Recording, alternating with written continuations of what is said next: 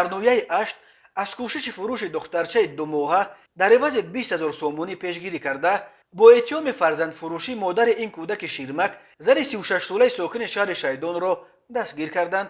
Акбар Шарифӣ, сухангӯи раёсати вазорати корҳои дохилаи вилояти Суғд, дар нашри навбатии барномаи милитсия хабар медиҳад, бархе ҷузъиёти ин қазияро ошкор кард ва гуфт, кормандони милитсия аз қасди ин зан барои фурӯши фарзандаш хабар ёфта, ба хотири пешгирӣ аз ин амали бад ва ошкор кардани ҷиноят, як харидори сунъиро ба бозӣ дароварданд. назари худи зан дастрас нест, вале Акбар Шарифӣ дар гузоришаш мегӯяд, ин зан ба хотири ба даст овардани пул кӯдакашро якҷо бо шаҳодатномаи таваллудаш фурӯхтанӣ буд, вале кормандони милитсия тавонистанд аз ин иқдоме ки метавонист ба тақдири тифли маъсум таъсири ҷиддӣ бирасонад пешгирӣ кунанд.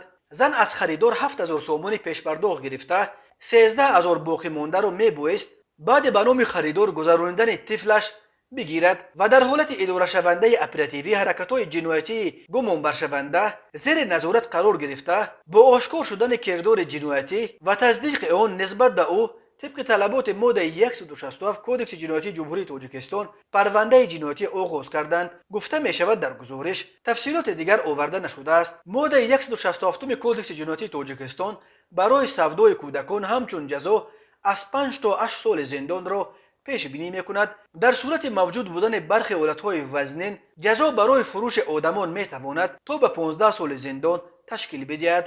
ин аллакай дуюмин мавриди ошкоршудаи фарзандфурӯшӣ дар вилояти Суғд дар камтар аз як моҳи охир аст. дар поёни моҳи август маркази матбуоти вазорати корҳои дохилаи Тоҷикистон дар нашри навбатии барномаи телевизионии ахбори вазорати корҳои дохила аз ошкор шудани боз як ҳолати кӯдакфурӯшӣ хабар дода буд.